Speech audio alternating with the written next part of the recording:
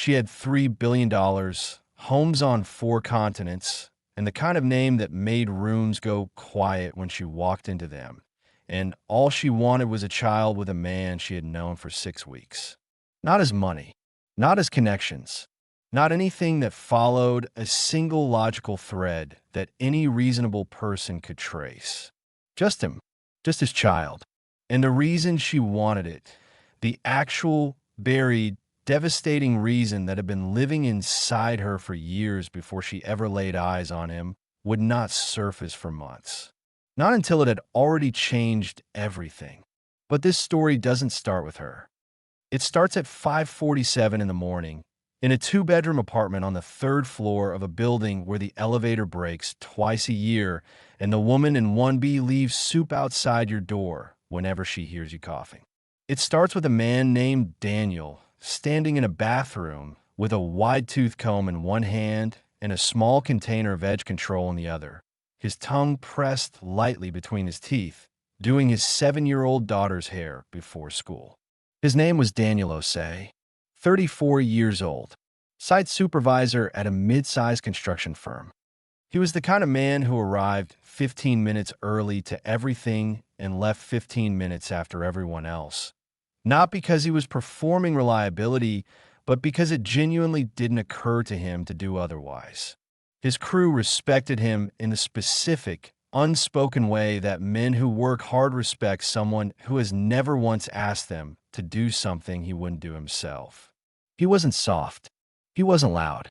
He possessed the kind of presence that certain people carry, the kind where you feel the weight of their full attention, and something in you straightens up in response without you deciding to do it. His daughter's name was Amara. She had her father's jaw, the stubborn set of it, and eyes that were wide and searching and always visibly working on something.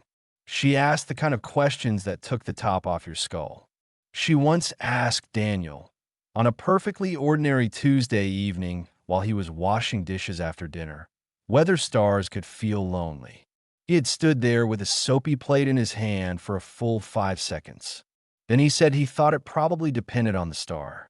She considered this with tremendous seriousness and said that she thought the ones on the outside edges probably did.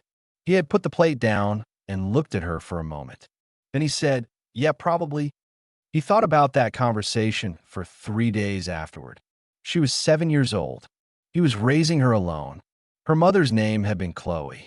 She had been funny and exact and deeply, stubbornly principled, the kind of woman who argued with you not because she wanted to win, but because she believed that getting things right was a form of respect. That precision was something you owed the people you loved. A blood clot, a hospital, a doctor in a doorway, with an expression that a person wears in the 2 seconds before they rearrange someone's life forever. Daniel had been 29 years old. He had not taken more than 2 weeks off work because he could not afford to, and because he had understood, somewhere in the concrete first days of that grief, that if he stopped moving, he might not start again. So he didn't stop. He moved forward the only way he knew how, which was 1 foot in front of the other and then doing it again. He learned to braid hair from YouTube videos at 11 o'clock at night after Amara was asleep. He watched the same tutorials 3 and 4 times, pausing and rewinding. He burned the tips of his fingers twice on a straightening comb before he understood the correct angle and distance. He cried exactly once in those first 2 years in the bathroom with the door locked and his fist pressed against his mouth, because he had spent 45 minutes on a hairstyle that still looked nothing like the picture Amara had showed him on her tablet. And he was exhausted in a way that had nothing to do with sleep, and the tile floor was very cold under his feet, and sometimes the weight of the thing becomes suddenly, completely real at 11:15 at night over a hairstyle. And then he dried his face and went back out and said, "Babe, let's try a different way." He didn't mention it again. He just got better. By the time Amara was 7, Daniel could do a puff crown in 18 minutes. A 2-strand twist in 22, a flat braid that his neighbor, a woman of 50-something named Mrs. Adiinka, who had 4 daughters and strong opinions about hair, had stopped him in the corridor one morning to examine and said, grudgingly but genuinely, "Not bad." He kept the basket of hair ties and edge control on the bathroom shelf between his shaving cream and his deodorant, because that is what you do when you refuse to let your child go without. You rearrange the physical space of your life to make room for what is needed, and you don't wait to be asked twice. People who didn't know him, well, spoke about him, sometimes in the voice people reserve for things they consider quietly tragic. A man raising a daughter alone. A man at parents' evenings without a partner. A man who spent his lunch breaks on the phone asking how she was getting on. They meant it kindly. He found it mildly irritating and did not say so. People who actually knew him didn't use that voice. They used the voice people use for someone who has figured something out that most people spend their entire lives working toward and never quite reach. The thing he had figured out was not complicated. It was simply this: that love is not a feeling you wait to have. It is a practice you choose to show up for every single morning at 5:47, comb in hand, whether you slept well or not. Now, the other half of this story, and before I tell you who she is, I want to ask you to do something. When you hear the words billionaire woman, I want you to notice what happens in your head. Notice the picture that forms, the assumptions that move into place before you have been given a single specific detail. I'm not asking you to pretend those assumptions don't exist. I'm asking you to hold them loosely. Set them to the side for now. Because if you decide who she is before she shows you herself, you will miss everything in this story that actually matters. Her name was Victoria, 41 years old. She had grown up between Lagos and Milan. An Italian father who had run a small import business with enormous ambition and moderate results. A Nigerian mother who had been sharp and beautiful and was still both, and had been educated in London and built her firm from Hong Kong over the course of 15 years. Marchetti Capital, 15 years, 11 acquisitions, real estate, logistics, renewable energy. Net worth somewhere between 2 and 3 billion, depending on the publication and the day the markets had opened.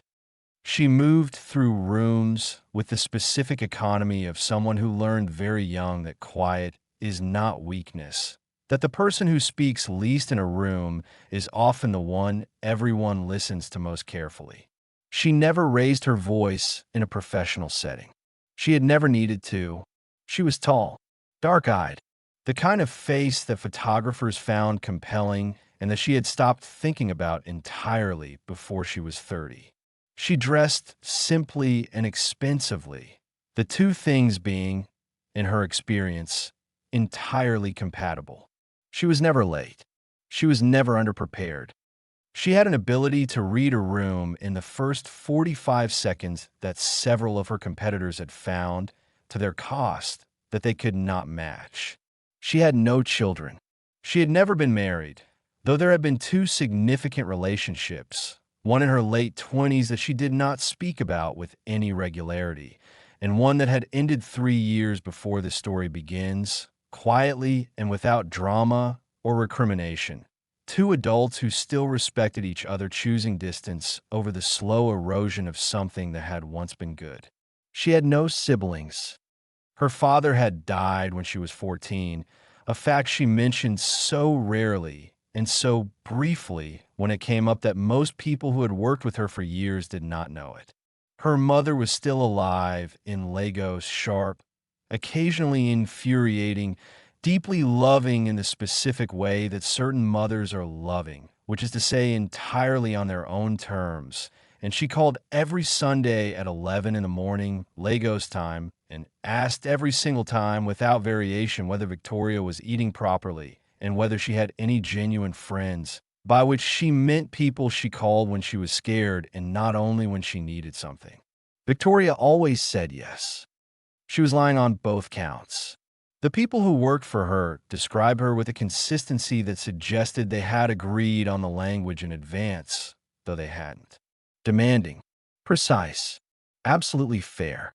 She had terminated two senior executives in a single quarter for what she had called, in the exit meeting, performative effort, the production of the appearance of work without the substance of it, and both of them had been privately relieved because they had known, before she said anything, that she had been watching and that it was only a matter of time. She had canceled a $12 million acquisition 40 minutes before the signing because one clause in the agreement felt dishonest to her in a way she could not fully articulate beyond the fact that she did not want her name on something dishonest at any price. Her legal team had gone pale and then silent. She had thanked them for their work, said that she would explain her reasoning in full at the debrief the following morning, and ended the meeting. She never explained her reasoning in a room full of people who had not yet slept on it. That was another thing about her. But here is what none of the financial profiles ever found. Here is what only 3 people in her life could have told you if you asked the right question in the right way. Underneath the precision and the composure and the controlled, formidable intelligence, Victoria was profoundly and privately lonely. Not in a dramatic way that bled into her work or her manner or any surface visible to other people, but in the way that a room in a house goes empty for long enough that you stop expecting it to be occupied. You stop noticing the quiet.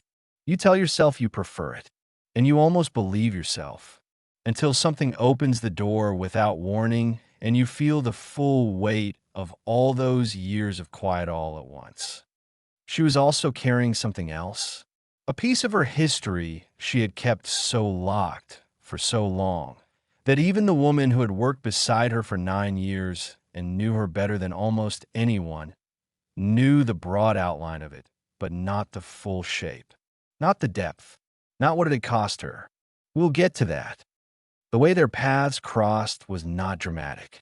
No thunderclap, no moment announced by sweeping strings and slow motion. The universe does not do that. What it does is ordinary in its mechanism and extraordinary only in retrospect. Victoria's firm had, in the previous quarter, acquired a majority stake in a mid-sized construction and development company. Infrastructure was a targeted sector for expansion that year.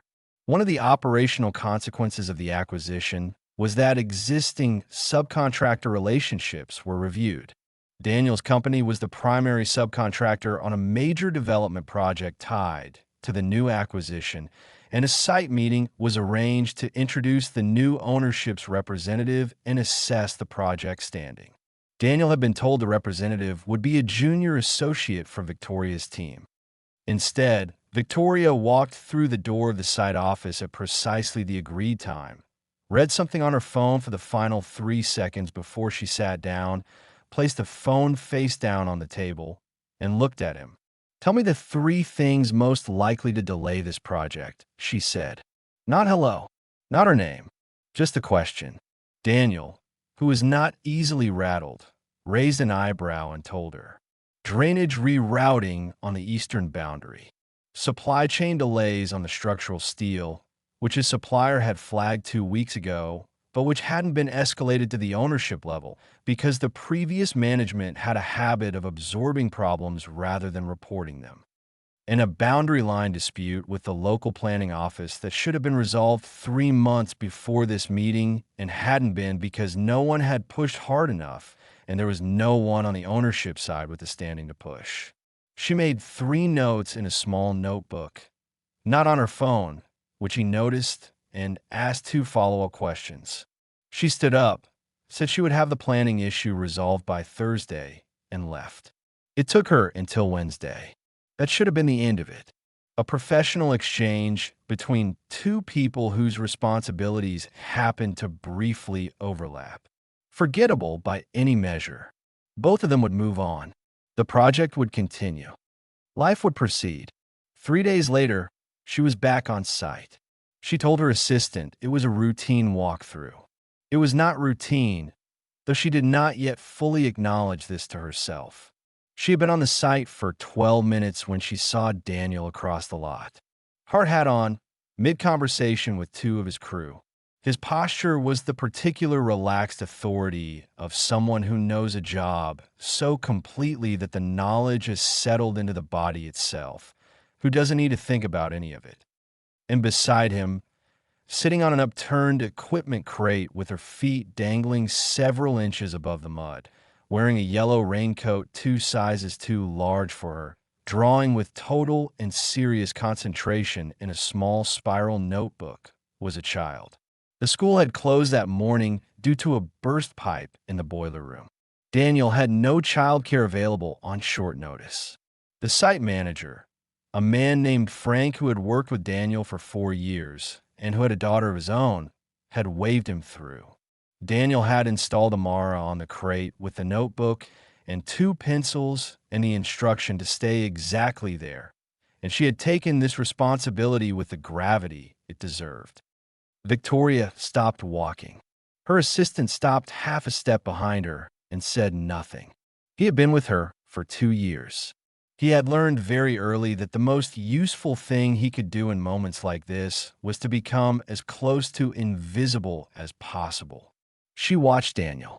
She watched the way he paused mid-sentence to glance over at the crate without any interruption in the flow of what he was doing, the way you check on something you love without making a performance of it. She watched Amara look up at exactly that moment, the way children do, that uncanny timing they have, and hold up the notebook, showing him something she had drawn. She watched Daniel's face change. This was not the face he had worn in the site office, not the controlled, read-the-room face, the one that was professional and measured and gave away nothing more than necessary. This was what lived underneath all of that, unguarded and whole and entirely unaware of being observed. He grinned at whatever was in that notebook the way a person grins when they have, for a moment, completely forgotten that anyone might be watching. Then he turned back to his crew, and the professional face returned, easy and seamless. Victoria stood there for a moment longer than she intended. Then she turned and walked in the opposite direction without completing the walkthrough. Her assistant did not comment. He was very good at his job.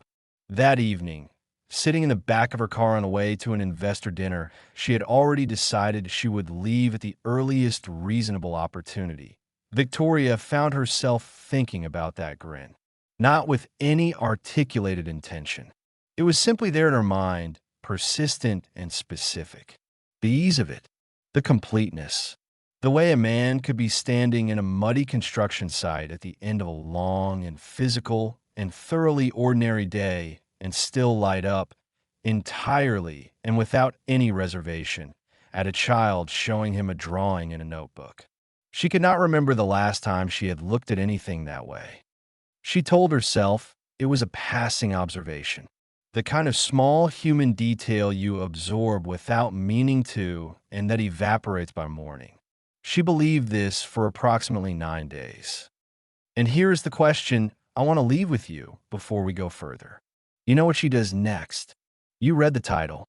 You know she makes a proposal that makes no immediate sense, and that takes Daniel several seconds to process in the same way you take several seconds to process something that has arrived in a language you do not yet speak.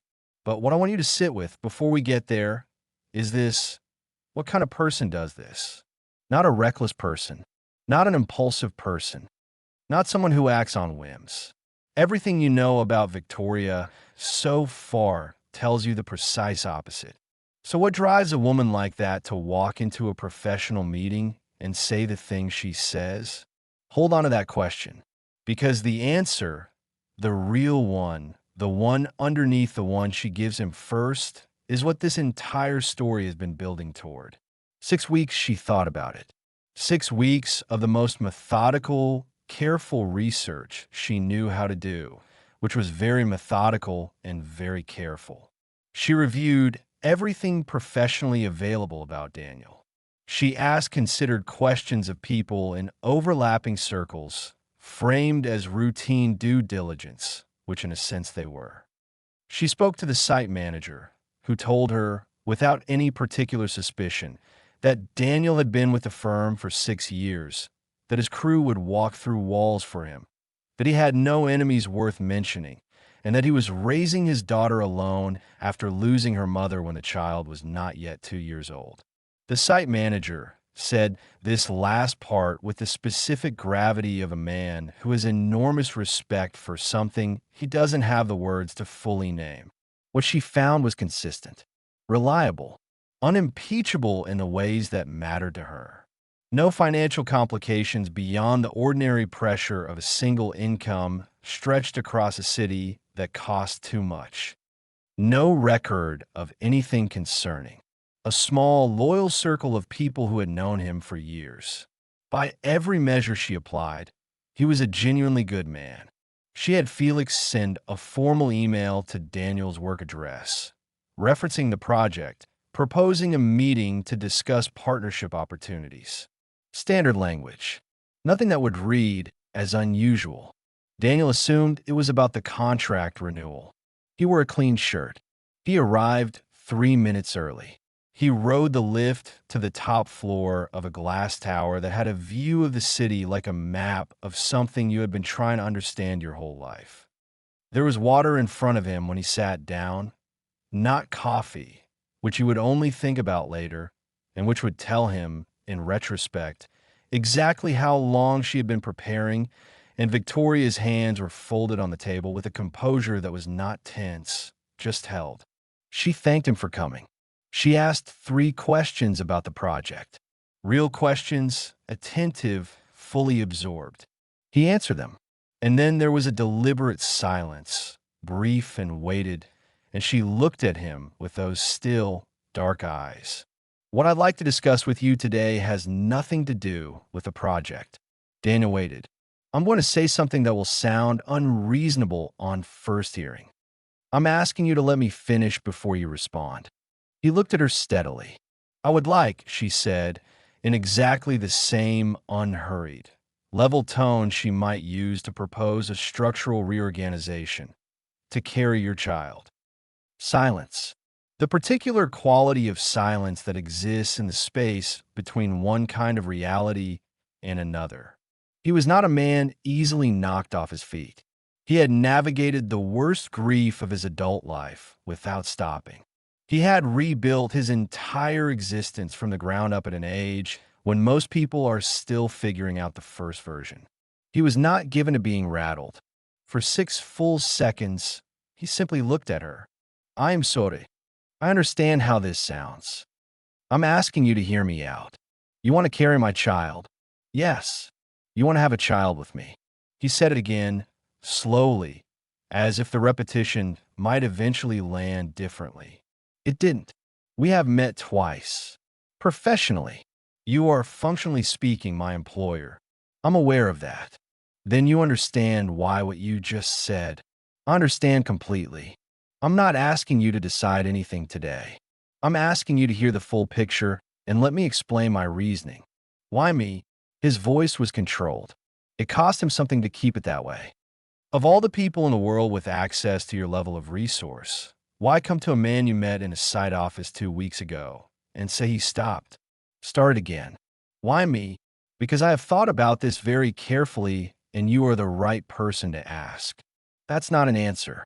I know. It isn't the full answer, but it's the honest one for today. He stood up. He was not dramatic about it. He picked his jacket off the back of the chair with the careful deliberateness of a man who is managing his own reaction. He looked at her once more, and the expression on his face was somewhere between disbelief and a cold, precise warning. He was not angry, exactly. He was something more considered than angry. I don't know what you expected would happen in this meeting, he said, but this conversation is over. He walked to the door. Thank you for coming, Mr. Osei, she said behind him. Her voice was calm and quiet and entirely genuine. He didn't look back. He went home that evening and stood in Amara's doorway for a long time after she'd gone to sleep. She was on her side with one arm wrapped around a stuffed elephant named Gerald, breathing with the total, uncomplicated peace of a child who has not yet learned to lie awake at night over anything. Daniel stood there and looked at her and tried to make sense of what had happened that afternoon. He turned it over from every angle. He considered whether it was some kind of manipulation, a test of professional loyalty, something designed to give her leverage over him. He could not find any logic in it. He thought about a lawyer, about reporting the conversation, about simply letting the contract lapse, and putting as much distance between his firm and hers as the business would allow. In the end, he decided to do nothing, because the most sensible response to something genuinely unprecedented is to wait and see whether it explains itself. It did not leave him alone. 2 weeks after the meeting, Victoria's firm sent through a new contract extension for his company's subcontractor arrangement. He opened the email, read the terms, and read them again.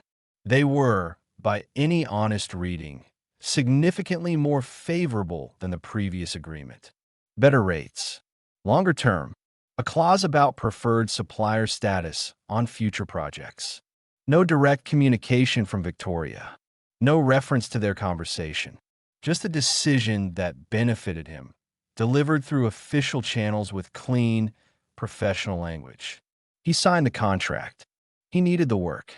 He told himself it meant nothing. Then Amara came home from school and told him about the lady who had come to read to her class. She knew about the Moon One, Daddy. She brought herself. Daniel set down his fork. What did she look like, he asked. Completely neutral voice. Nothing in it. Amara described, with the unerring accuracy that children have when something has interested them, a woman who was tall, had dark eyes, wore her hair pulled back, and had a very still way of sitting that Amara found somehow reassuring, like the way a tree stays still when it is windy. She said this precisely, like a tree. That evening, after Amara had been in bed for an hour, Daniel sat at the kitchen table and looked at the wall and let the full shape of what was happening assemble itself in his mind.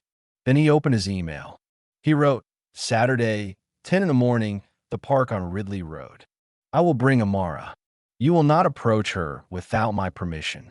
If I decide at any point that I want to leave, I will leave without explanation. Those are my terms. Her reply came within 2 minutes of sending. Agreed. Thank you. They walked. Not together exactly, more in the same direction with a deliberate and acknowledged distance between them, like two people moving along parallel paths who have agreed to allow the paths to be this close, but no closer for now, while Amara applied herself to the climbing frame with the focus of someone sitting a very important examination. For the first 20 minutes, Victoria talked about almost nothing personal. She talked about the city in general terms. She mentioned a book she had read recently about cartography, specifically about the decisions that early map makers made when they didn't know what was in a place. They drew monsters sometimes at the edges because the unknown needed to look like something. She mentioned a news story about a man who had spent 11 years perfecting a recipe for a bread he had eaten once as a small child in a village in Portugal, and how she found that kind of loyalty to a specific and private memory, that unwillingness to let go of something true and small, to be the most quietly moving kind of human ambition she could think of.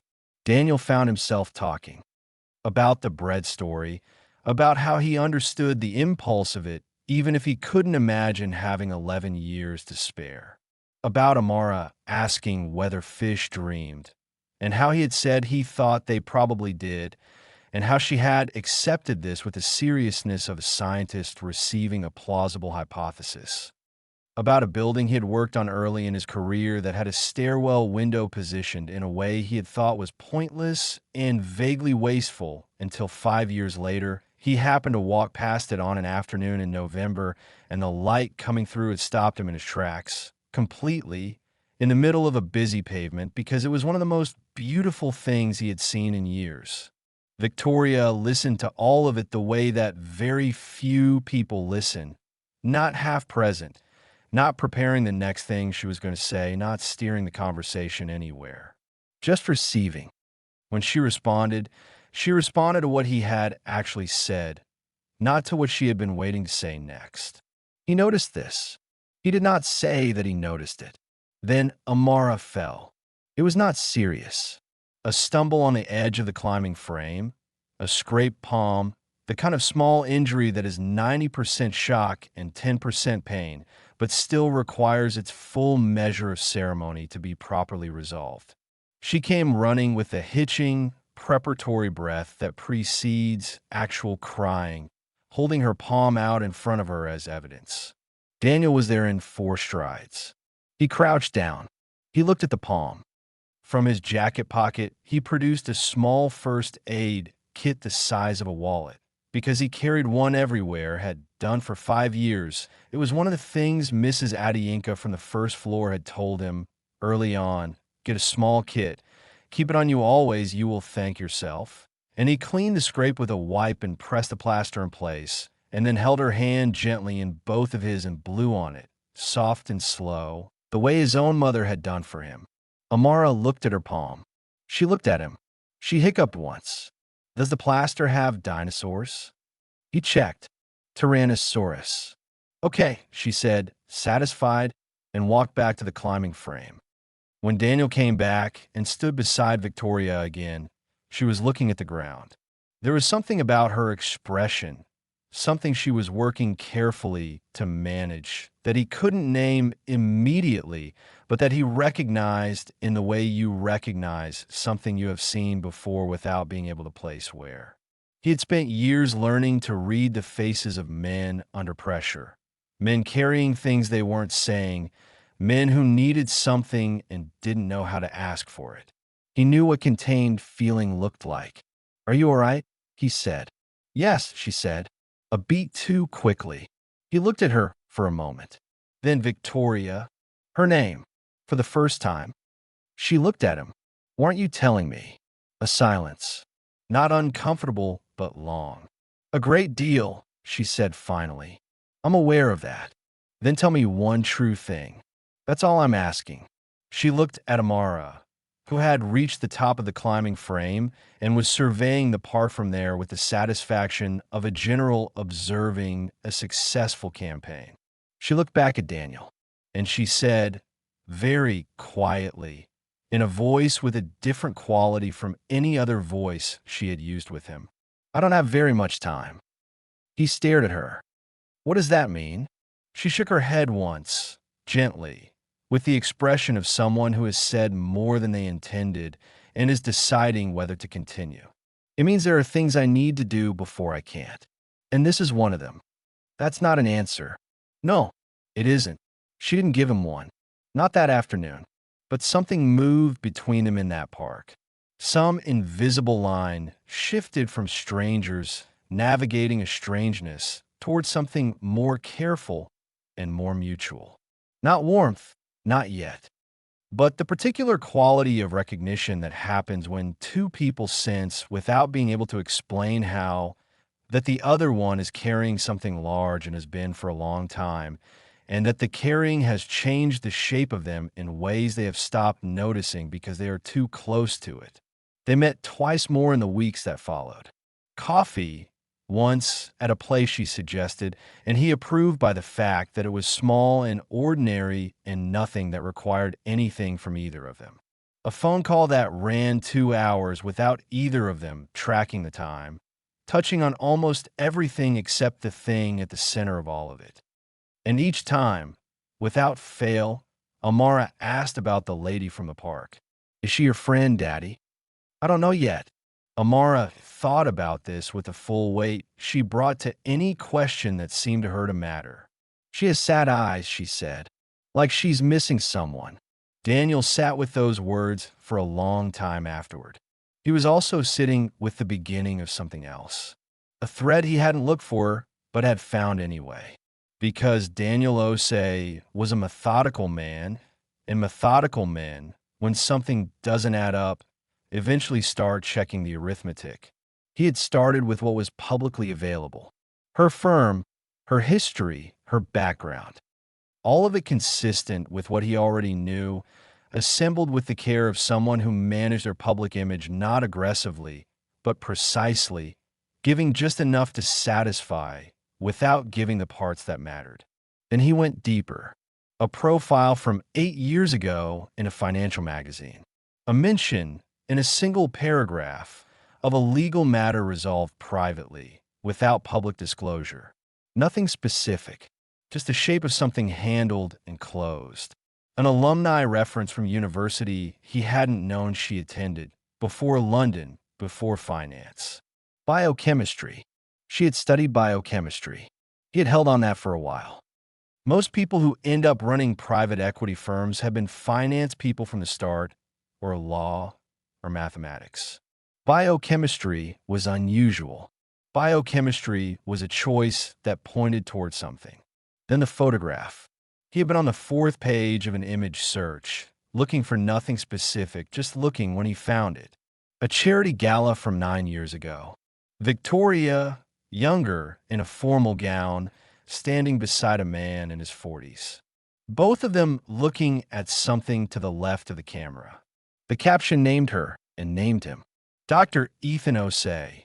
Daniel looked at that name for a very long time. It was not an uncommon surname. He knew that. Hundreds of thousands of people carried it. It didn't mean anything by itself. But she had studied biochemistry, and there was something in the line of the man's jaw, in the photograph, that was familiar in a way he couldn't explain.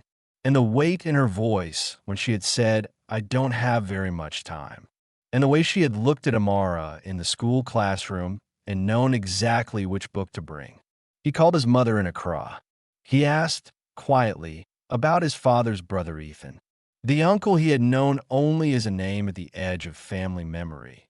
The doctor, the one who had moved away and lost touch in his 30s, the one his mother mentioned occasionally with a sadness she never fully named. His mother was quiet for a moment before she spoke. "Daniel, what has happened?" "Nothing yet," he said. "I just need to know what you know." She told him carefully, in a way she held that part of the family story at a respectful distance, as if even the telling needed to be handled gently. Ethan had been involved with someone, a woman she had never met, never been introduced to.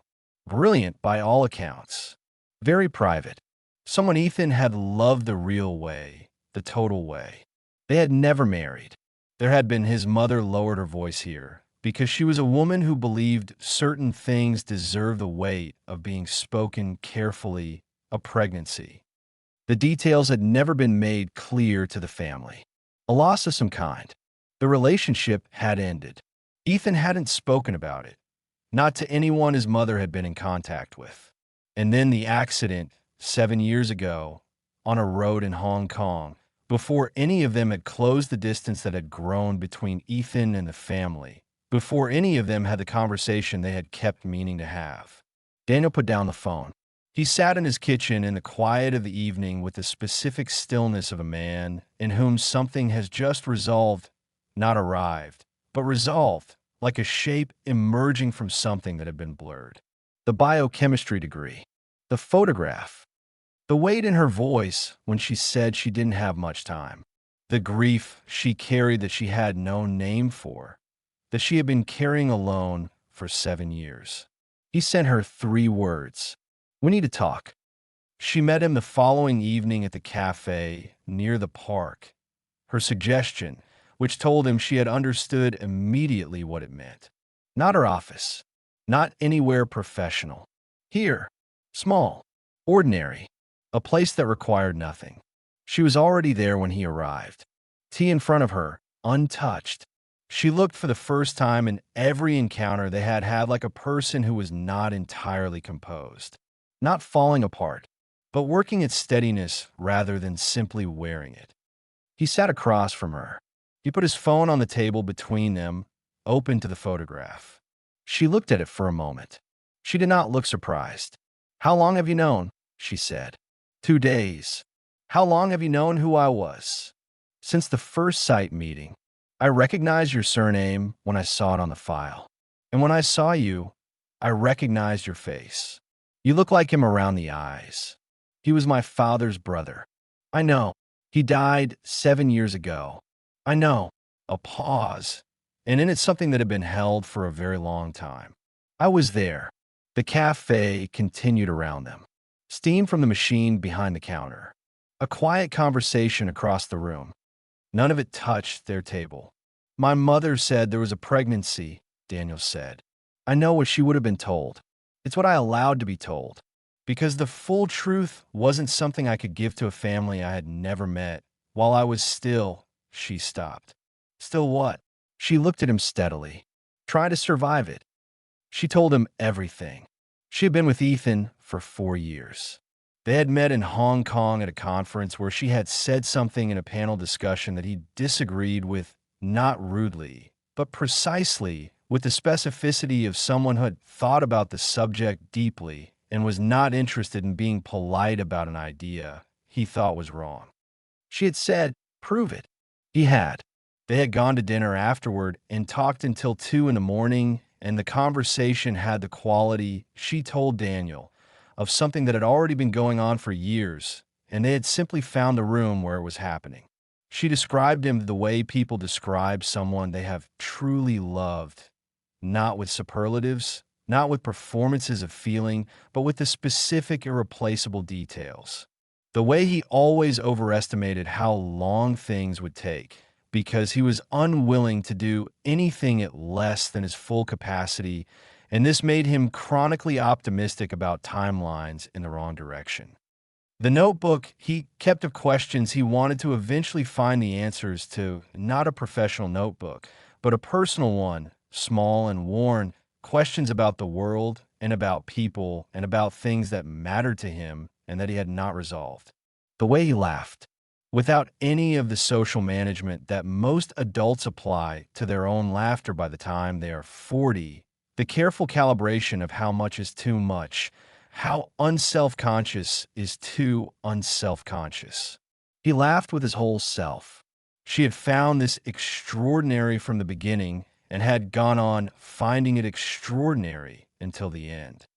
Daniel sat and listened to his uncle describe for the first time as a full and specific person, not a name in the margins of family memory, not a sadness his mother changed the subject around. A man, a real one, the kind who kept a notebook of unanswered questions. They had tried to have a child. Before this, Victoria had been carrying a piece of medical information for some years, a genetic condition manageable with treatment, the kind she could expect to live with for a long time with the right care and monitoring. But it had a specific implication she had not told Ethan the full scope of when they first got together. If she wanted to carry a biological pregnancy, the window for doing so safely was not unlimited. Her doctors had been precise with her about this. She had not told him right away. She had meant to repeatedly.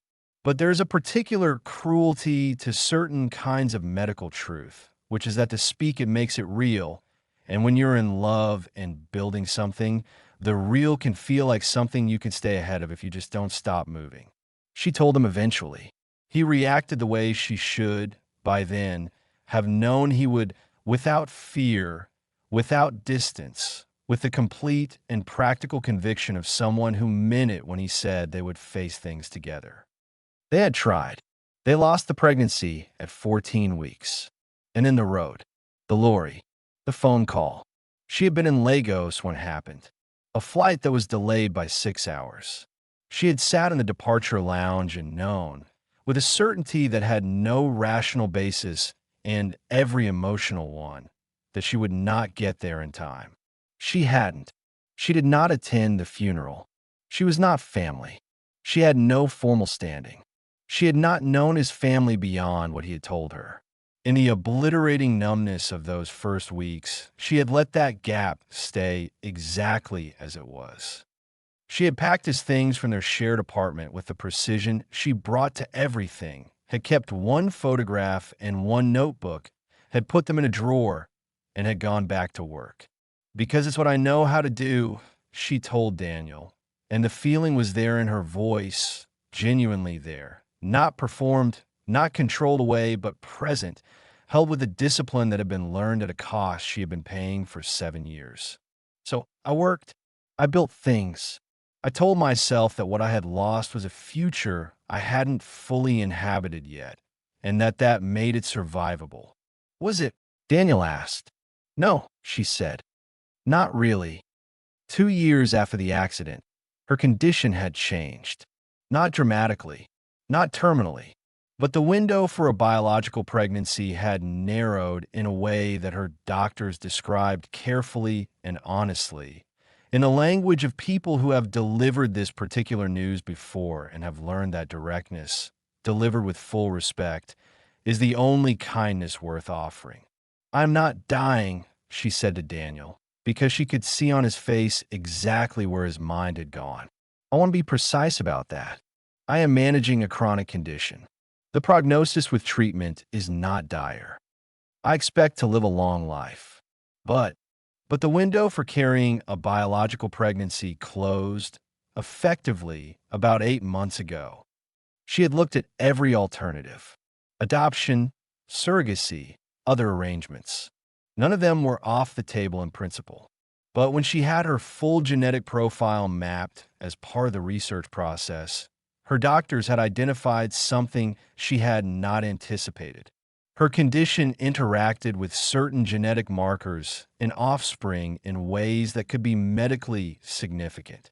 The ideal genetic complement, the pairing most likely to result in a healthy outcome, would be someone carrying a specific recessive variant, rare enough that it had taken her team several months to identify the population where it appeared with elevated frequency. Families with roots in a specific region of southern Ghana, where Ethan's family was from, where Daniel's family was from. When she had found his name in the file and seen the family background, she had had a preliminary genetic analysis run. He carried the marker. Daniel was very still for a long time. So this was never just about seeing me with my daughter, he said. It began there. The recognition that you were a good man, a good father. That was the beginning. But I would not have pursued it without the medical basis. I would not have come to you without reasonable confidence that what I was asking had a foundation. She paused. I was always going to tell you the full reason, Daniel. I was never going to keep it from you permanently. I was waiting until you knew me well enough to believe that my intentions were real. That was wrong of me. I understand that now. You should have told me from the start. Yes, she said. No qualificación. No deflexión. I should have. He sat with everything she had said for a long time. The cafe was quiet around them. His hands were flat on the table. Hers were around the cup she had not drunk from. Why, Amara? He said finally. The books. The school. Why did you need her to like you? Victoria looked at him, and for the first time in every conversation they had ever had, the composure was entirely, genuinely gone. What was underneath it had been there from the beginning, and she had managed it and disciplined it and kept it behind glass for so long that it had forgotten how to exist in open air. What emerged now was simply grief, old and real and enormous. Because she has his eyes, Victoria said, the exact shape of them. And because I lost a child that was half his. And she's the only living thing in the world that carries something of what he was. Her voice broke once, cleanly, and she brought it back. I knew she was entirely yours. I knew that. I was never trying to take anything from you. I just needed to see that something of him was well in the world. I needed to know that. Daniel had his face in his hands, not because he was destroyed, but in the way a person cries who has not allowed themselves to properly grieve something, who has been keeping the door to it closed, and who has without warning been given a key from a completely unexpected direction. He was crying for Ethan, for an uncle he had known only as a name and a change in his mother's voice, whose face apparently lived in his own face around the eyes, who had kept a notebook of unanswered questions and laughed without managing himself, and died on a wet road before any of them understood what they'd lost. He was crying for the pregnancy that had ended at 14 weeks and had no grave and no ceremony and no place in the family history because the family had never known. And he was crying in a way that grief is never just about one thing for Chloe.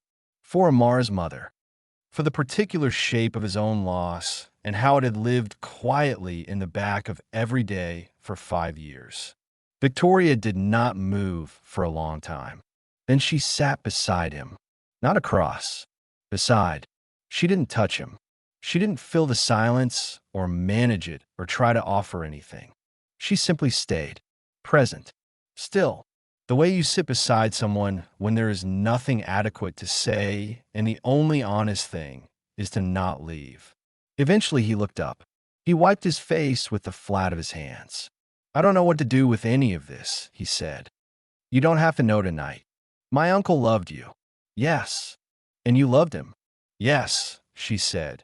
And it was the most completely simple thing she had said in the entire evening. It had no performance in it. It was just a fact, worn smooth by years of being privately true. He looked at the window of the cafe, at the dark outside, at the ordinary world moving through itself without any awareness of what was happening at this small table. Whatever you're asking of me, he said, the arrangement you proposed. I can't think about that tonight. I can't think about any of it. What I can think about is the fact that you knew my uncle and you've been carrying his grief alone for 7 years. A pause. That's what I can think about. Yes, she said. Don't withhold things from me again. Whatever comes next, whatever this is, don't do that. I won't. He believed her. He stood up, put on his jacket, stood at the table for a moment looking at her. This person who had walked into his professional life, carrying a secret that touched his own blood, that connected to losses both of them had carried alone, and something in him shifted without a name for it yet. He walked toward the door. He stopped. He stood with his hand near the handle. He was thinking about his mother and the way she said Ethan's name. He was thinking about a notebook of unanswered questions that was sitting in a drawer somewhere in this city.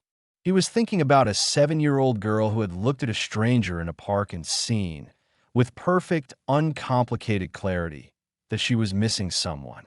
He turned his head slightly, not all the way around. She dreams about you, he said. Amara. She told me last week. You were both flying, apparently. A pause. I don't know what that means. I just thought you should know. He left. Victoria sat alone at the table. She put her hand over her mouth. She breathed. Outside, the city continued without acknowledgement, as it always does, of the moments that quietly rearrange everything inside a person. Cars on wet streets, people moving through the dark, the whole ordinary machinery of the world.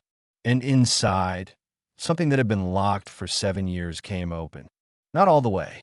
Not with certainty or guarantee or any promise about what would happen next, but open, slightly and fully, in the way that something long sealed finally allows air.